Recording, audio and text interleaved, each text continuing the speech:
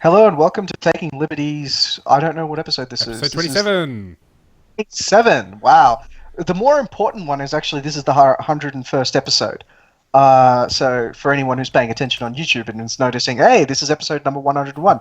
I actually completely forgot that the last week episode was 100, which probably should have been a big deal.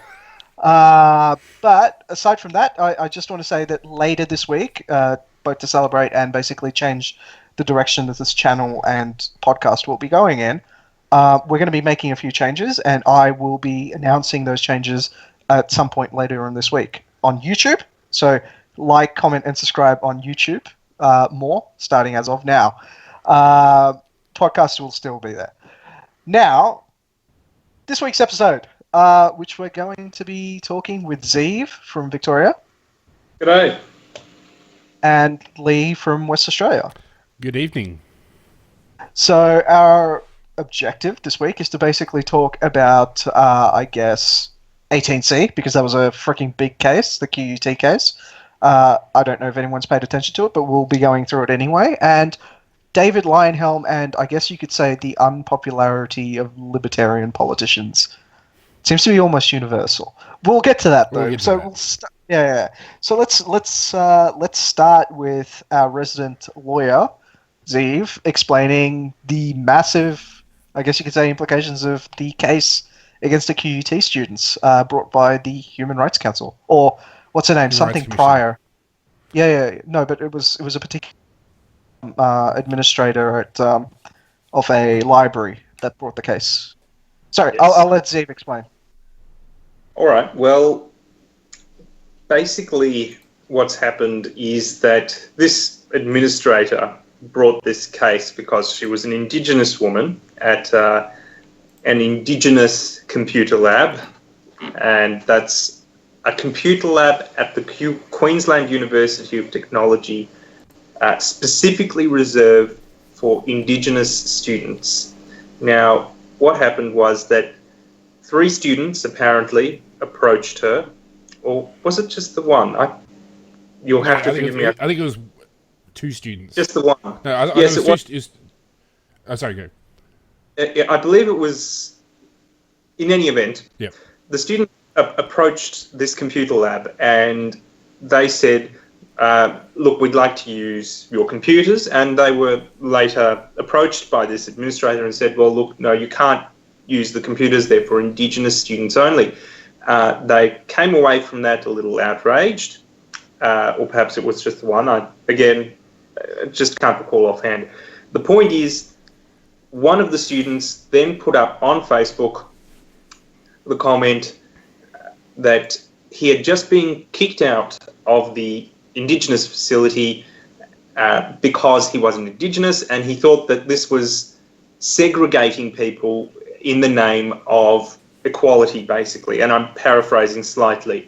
Yeah, you are. I was going to say the actual comment was QUT is fighting segregation ... with segregation. Yeah, exactly.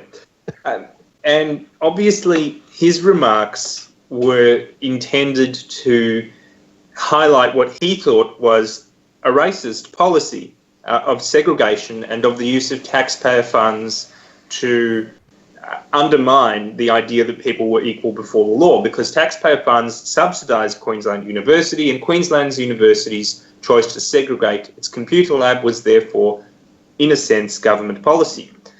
Now, what happened was that Miss Price, sorry, not Miss Price, what is her name? I have the case in front of me, I'll just look at it. It's usually in a legal document like that. Yeah, I was going to say. Oh, hang on, I'm just... There you are, Miss Pryor, the administrator. That's what I thought. I knew it. Yes. Right. She saw this very Facebook post on Queensland Facebook stalker space, and she then, made a complaint against this student for that comment, which she found offensive, and also against other students who had also commented on that Facebook post. Yep. Now, the judgment was about 3 students who had commented. There were other students who had settled out of court and paid her $5,000 each in go-away money to settle their case. These 3 students, one of them, as I've already mentioned, said segregation is being used to fight segregation, again, to paraphrase. The second wrote down ITT niggers, not the most sensible of comments, allegedly wrote down, I should say. Yeah, I was going to say, he got off because... Nice that he wrote down. And ITT means in this thread. I guess that's... In this topic as well. But in this topic, sure. And the other student joked that he was looking for the white supremacist lab. And he admitted to joking to that, as in... and he said that his point... How is... Okay. The last one is the one that gets me. I'm just like, it's a self-deprecating joke. Yes.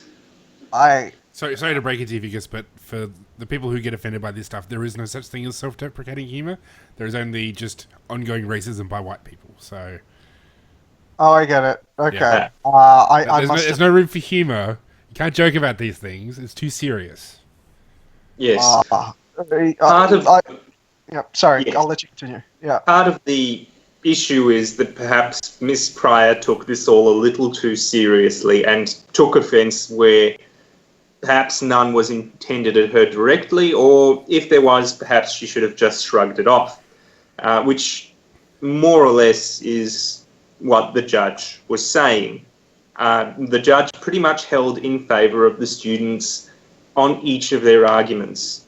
The judge pointed out that one of the students denied ever making the post ITT niggers, and the Miss Pryor simply hadn't produced any evidence that his Facebook account belonged to him.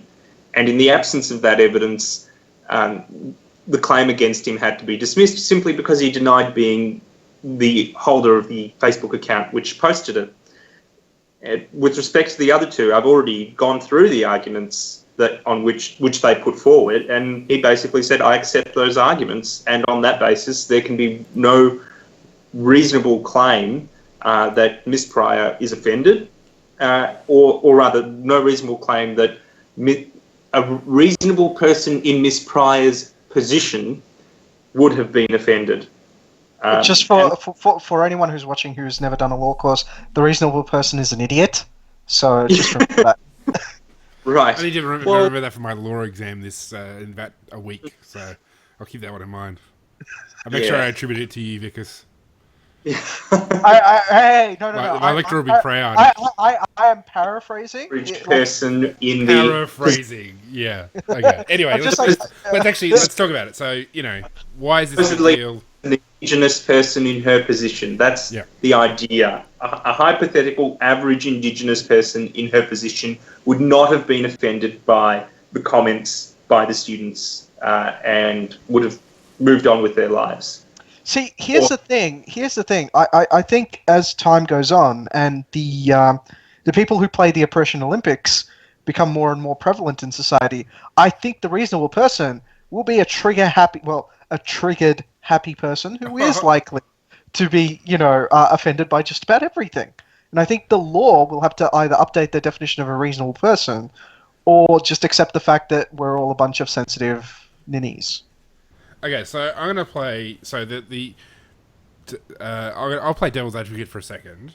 So a lot of people think this is a really big deal. And obviously, individually for these three students not facing like $200,000 worth of damages each or whatever ridiculous claim it was, is good for them. But they spent about $200,000 defending themselves. Oh, yes. Pryor was claiming a very large sum of money from them on account of the supposed psychological distress she was facing. She alleged it had rendered her unemployable and so on and so forth, and that's why she was claiming so much money from them. Can I just interject? The fact that she's easily offended is probably more likely why she's unemployable. Anyway, go on. Sure. So for the individuals involved, this is a big deal, especially if they can get Miss Pryor to pay their costs, or whoever the Human Rights Commission to pay her costs. But here's the devil's advocate bit. Hang on. Charge. Zeev, sorry, I think you got completely interrupted. I'm sorry. As it happens, their lawyers acted for them without charge, as I understand it. Well, there you go. So the question I have is, I'm not aware if does this set a precedent for future cases, because this would be a big deal if it stopped claims like this going into the future, but it's not change. No. Nothing. It doesn't change the law in any way. No, so, absolutely no. So, No, so there is maybe no, the devil advocate position is this isn't actually a big deal because these cases can still happen. People will still be facing hundreds of thousands of dollars of costs or hundreds of thousands of dollars in damages. Actually, so it is precisely because it doesn't set a precedent. It's precisely because it doesn't do anything in terms of the law, like changing the law. Why it's so important, right? This is where the main issue with the ETOC versus Bolt case was effectively Bolt is a freaking annoying piece of shit that nobody really likes, right? Except for like a really For like 3 million people who read his blog, but anyway. Whatever. I don't actually care about them. So, but what I'm saying is, Bolt. Okay, so I copied I copied Chris Berg's entire position on Bolt, where it is I don't agree with what you say, but I will defend to death your right to lie about someone not being an Aboriginal. Right, which is effectively what happened there. He was lying about people not being Aboriginal, he was saying like they'd only accepted it culturally. Like his argument is completely specious at best. But like the point is, he was trying to make a bigger underlying point. He failed, right? And then basically everybody jumped on and went, "Oh, look, he got it wrong." It was basically a giant example of tone policing, just a single issue based on this guy getting one fact wrong. Therefore, the entire thing is wrong. But now you have a case where, like, literally those students didn't do anything wrong. Literally nothing wrong. Sure. And it was brought forward, and it was brought forward by someone who, like in any other circumstance, would possibly be called a vexatious litigant, or just be told, get on your horse and go home. So it's important this case is important for legislators. It's important for people who are batting the 18C repeal case, of saying, hey, look, it doesn't actually matter if you're a decent person or if you're trying to do political commentary, right? There are some people that can still get you under anti-discrimination law, and you still have to spend hundreds of thousands of dollars to defend yourself. And that's why it's important. Sure, but like a similar, like, and maybe I've got this completely wrong, but I mean, presumably, if this came up again, a similar circumstance came up again, it could still go to trial. Actually, more to the point, most of these people are going to be settling. So people, I think there's been 100 cases that have gone to trial, but there was nearly a dozen students, I think, or like 7. Sorry, we're interrupting. We're interrupting Zeev. Sorry, yeah, Zeev. the vast majority were settled, as you've pointed out, sure. Lee. I guess the main point to mention is that the process is the punishment. Yeah. I mean, students may, or litigants in this context, I suppose, may not be able to access pro bono, zero cost legal representation from lawyers riled up about the law. Some may not want to go through the emotional stress and hassle of litigation and defending their name in public, all for something that they've said online. The point is that the more cases like these emerge in the media, including this case, the more unwilling people will be to speak their minds, because they will think that it will mean that someone could be offended and they could go to court and lose time and money in the process. So the process is the punishment. Sure, I agree the process is the punishment, and we see that. I mean, Mark Stein's a good example. So he's a conservative columnist who was critical of Michael Mann? Yeah. Michael Moore. Man. He's this climate change. The climate change guy. Yeah. Okay, yeah. And basically, this guy's pretty litigious, and he's basically dragging this, years-long defamation trial, just excruciatingly long, because the process is the punishment. And so, I mean, it's good. As I said, I think it's good for these students, but I guess I wouldn't break out the champers, because the status quo is the same, and I think the people who are inclined to support 18C are not going to be dissuaded by this case. No, it's not the people that support 18C that I'm talking about. So those people are actually the people that really, really support 18C, like really believe that it is a fundamental thing that you need to be there. They're not that large percent of a population, right? 18C was brought in, was it almost 30 years ago now. It was brought in 30 years ago, almost no fanfare. There was nothing. It wasn't like this big deal that was brought in, right? It was just kind of brought in. People kind of just have accepted it.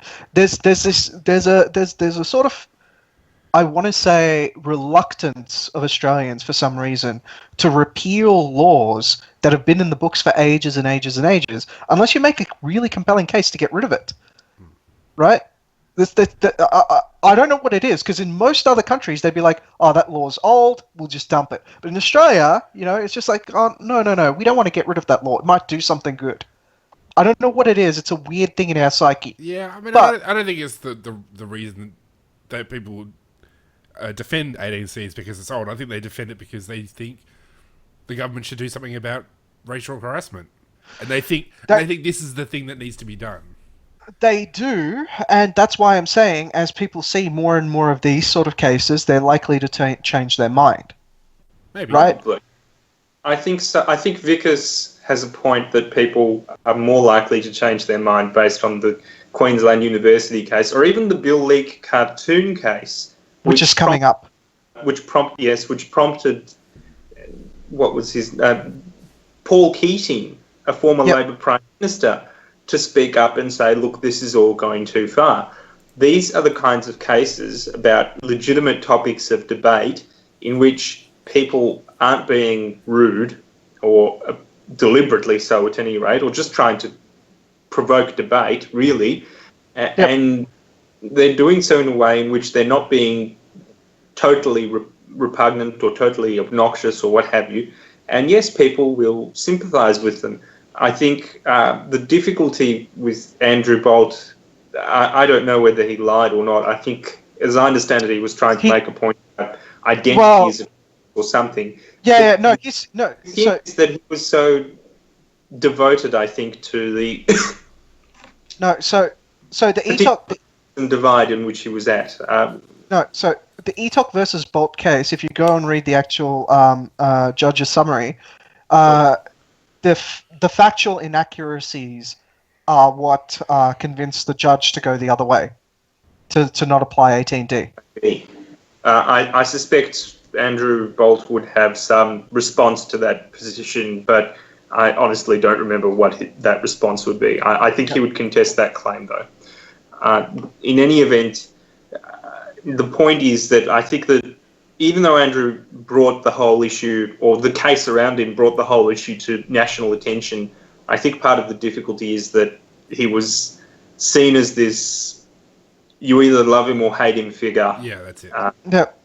And as a result of that, people chose sides on that basis rather than looking at a bunch of otherwise purely uninvolved Queensland University students, for example, just ordinary people making comments, and not reasonably innocuous comments too, or a cartoonist who, all right, he was on the right wing of Australian politics, but he was drawing cartoons, so maybe he wasn't quite as divisive as Andrew Bolt.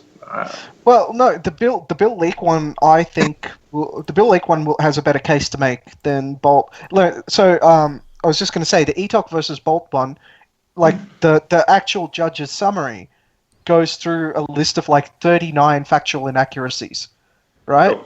And I know this because every time I've had this debate, every lefty pulls up that particular section of the summary and goes So ETOC and Bolt, all I'm saying is it's quite possible that Andrew Bolt, not that I know him personally, he may have response to... Yeah, he probably does, but I mean, he probably does, but again, this is the judge that's brought that up, so everybody goes well, this is what the judge said.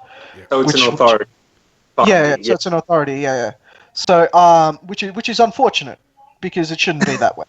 But coming aside from that, I mean, as more and more of these cases come up, it also sort of underlines exactly how often the Human Rights Court... Sorry, is it the Human Rights Council? But basically, how Human Rights often... Commission. How many times they get these cases or push forward with these cases and lose. And I think their percentage is somewhere up at the 30% right now. And who knows? How much do they you really, I mean, it's how many litigants like Miss Pryor personally choose to take forward the litigation. I should note. Yeah. Yes. Yes. Sorry. Yeah. So it's because the Human Rights Council doesn't actually go through with the case, they actually just determine if you can actually go forward with it or something like Yes, that. they try to conciliate or resolve it before it goes to court. The commission, yeah. Yeah. So So I mean, like, Then the litigants go ahead. yeah. So you're right. It's not on the commission per se, but it's the fact that so many of them. Now, to me, if you have something that's failing about 30% of the time, it indicates to me it's whatever your mechanism is, it's kind of poor.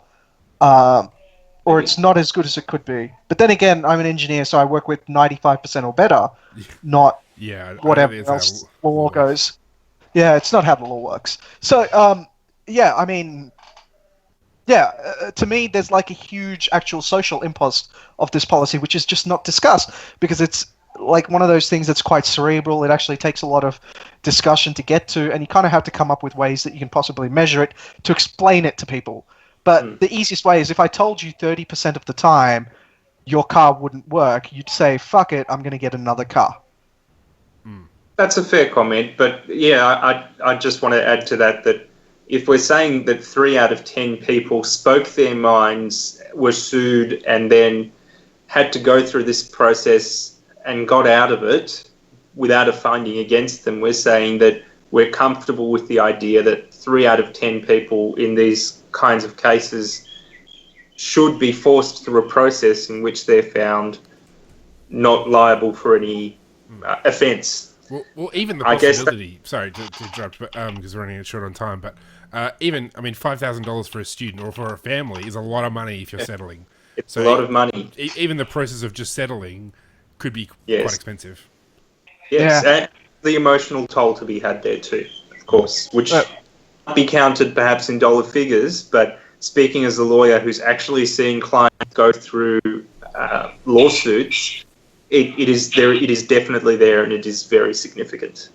Anyway, speaking of emotional tolls, did everyone catch Bill Weld, the Libertarian VP candidate, like choosing? Sorry, basically, vouching for Hillary Clinton. Yeah, no one else is doing it. I can't bring myself to say it. Yeah, it's yeah.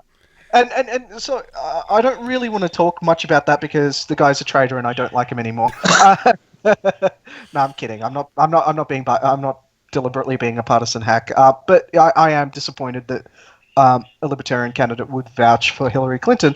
But more so to the fact, I sort of want to bring this back home and say, why are libertarian politicians so either A, unappealing, B, duplicitous, or 3, just terrible politicians? Yeah, I mean, if you think like if you just want to say, well, who sits in this category is sort of prominent. So obviously in Australia, you got David Leyonhjelm. In the US, it's Gary Johnson and Bill Weld and Ron Paul, who has his own baggage of all the Ron Paul letters and Lou Rockwell and all the rest of it, which dragged him down. You've got Rand Paul, who doesn't call himself a libertarian, I don't think, but he's sort of viewed as a libertarian.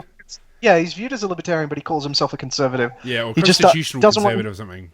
Yeah, he doesn't want the baggage that his dad had, basically. Yeah. I mean, the guy that I think is probably the best is Justin Amash, but he's like a House member for Michigan. And he also calls himself a conservative. Does he really? I thought he called himself a libertarian.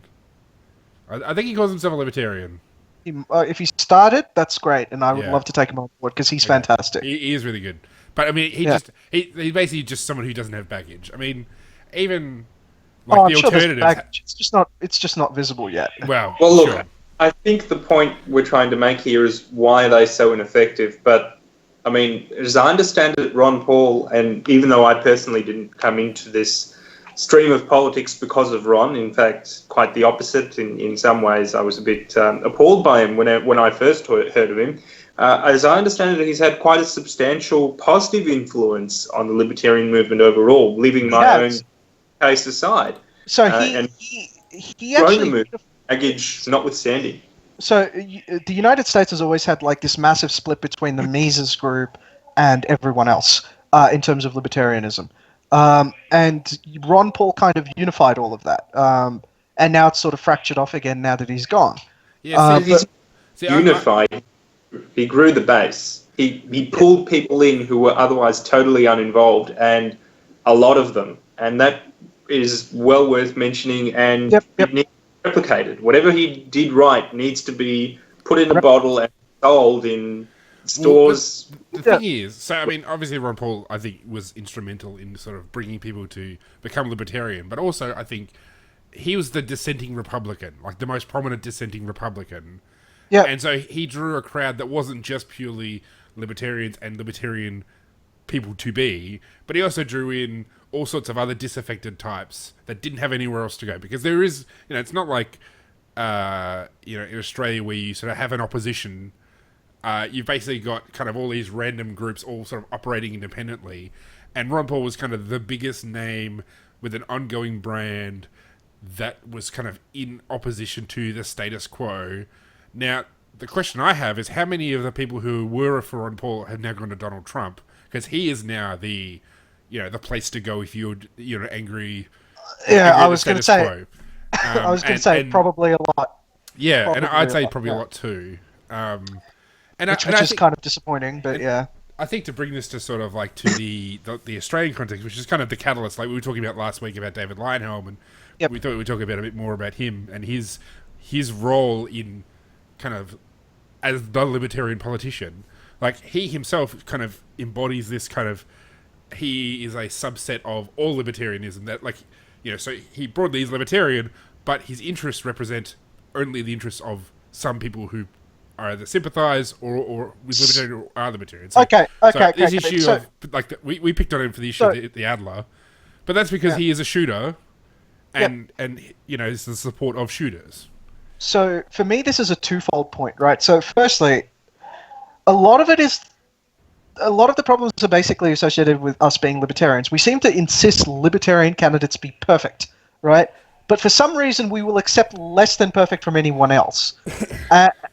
There's no every time I see like a libertarian supporting Trump, I'm just like, yeah, but he's terrible on trade. Yeah. He's awful on social policy, right? And he's kind of all over the place with foreign policy, right? And they're like, yeah, but he'll reduce the taxes. I'm sitting there going like, hang on, did you just dismiss all these problems? And then they go like, and then I'm just like, so why would you not support Gary Johnson? And they go, well, he's not a perfect libertarian. Like he's just like, he's too much into Clinton's side and stuff like that. And I go like, so you're demanding perfection from Johnson, but you are willing to overlook massive flaws on Trump. And when you These two do not reconcile. And they do the same thing here in Australia. Why do you not support the LDP? If you go to libertarian-friendly people inside the Liberal Party who constantly say, we are changing the system from the inside, I just say, well, look, that's fine. You can do that, right? For the record, I don't say that. I don't ever say that. I know. And I use it as a pejorative frequently. Yeah, I know. But coming back to the point, like you talk to these people and it's just like, well, why don't you vote for an actual libertarian party? We have a preferential system. You can put that first and then maybe come around to the Liberal Party second, right? Or wherever you feel along your line. And my point is you are accepting way less than perfect the Liberal Party, but you're demanding perfection on libertarianism from the Libertarian Party. That to me is like two views that you cannot reconcile because you're clearly making a special case for the Liberal Party and it doesn't jive with the rest of your libertarian philosophy. Well, can we stop there? Because I think that in reality is probably the least of our worries. I think that, yes, there is a logical fallacy there, but I mean, in functional terms, David Leyonhjelm's effectiveness as a politician, Gary Johnson's effectiveness as a politician does not depend primarily on libertarian-leaning Republicans in the United States, of which there are some, but I mean, as a proportion of the population, minuscule, and again, libertarian-leaning liberals, again, there are some, but as a proportion of the population, minuscule. Their role is to create a movement, including a movement that embraces uninvolved people. And their role in capturing a few libertarian liberal members, okay, fine, they'll build up your immediate base, and I accept that's significant because they'll be your long-term workers for the party, but you're meant to be creating a broad social movement the inner debate between libertarians in the LDP and in the Liberal Party, in the scheme of things, It's pretty tiny. Yeah. I'll grant Right. that, but so that's actually one debate that I've had before, which is where I say, like, if you actually take a look at the voting record of David Linehelm, it is fantastic. Every libertarian in Australia should be in love with that record, Cool. right? Because he's Mostly. voted. Huh?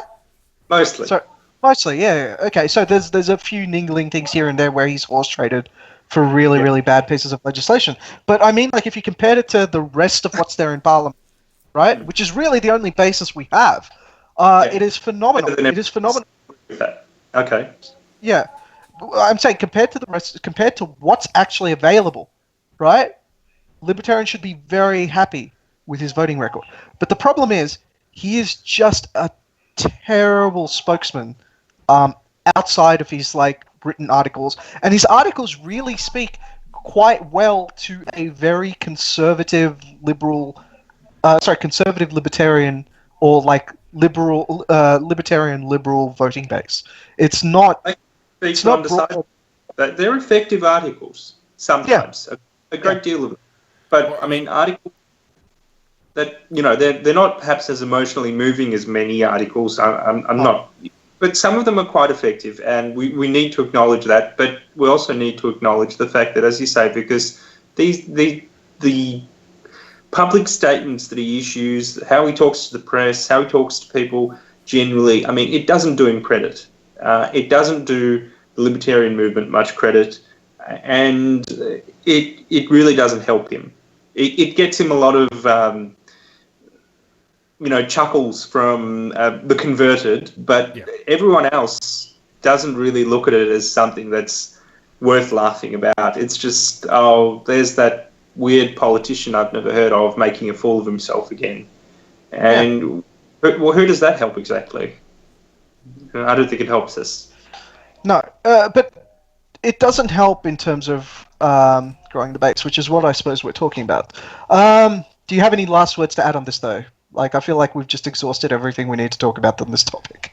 I mean, like, I think just the nature of, I mean, minor party politics is a crapshoot. Like, as we saw with Gabe Buckley, one thing goes the opposite way. We have two, he would have been a senator for Queensland.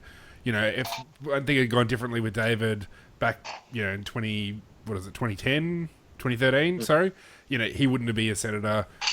It's just the nature of, you put somebody at the top of the ticket and you have no idea whether they're getting elected or not, and it just happens that David got elected.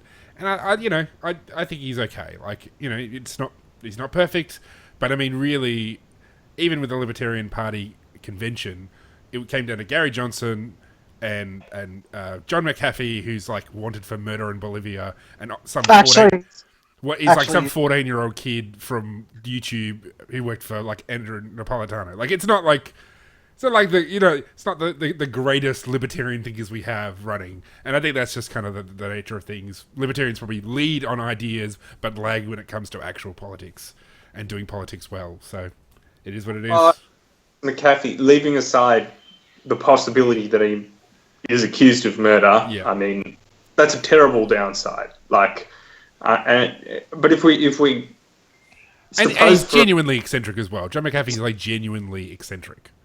Yeah, so. He's genuinely eccentric. But I mean, if we took that blemish it's a substantial blemish outside of the record for a moment, we would see a man with quite a public, some good things on his record. Substantial. Like Gary Johnson, he was also a very successful businessman, and who had fallen on hard times, though, I think. I'm not sure how that happened. Well, I think he was in construction, which obviously after 2008 is not as much of a thing as it used to be. McAfee. I mean, McAfee. Sorry. Yeah. So, but again, the point I'm making is, in other circumstances, maybe he would have been an okay spokesman. Perhaps if he hadn't gone to Ecuador or something. Anyway. Yeah. Well, Please. But anyway, I'm going to wrap this episode up, mostly because we're starting to ramble. But yes, wait for my... So there will be an announcement later this week regarding some changes to this. and we'll catch you next week, I guess. All right. All right. See everyone. Till next Bye. time.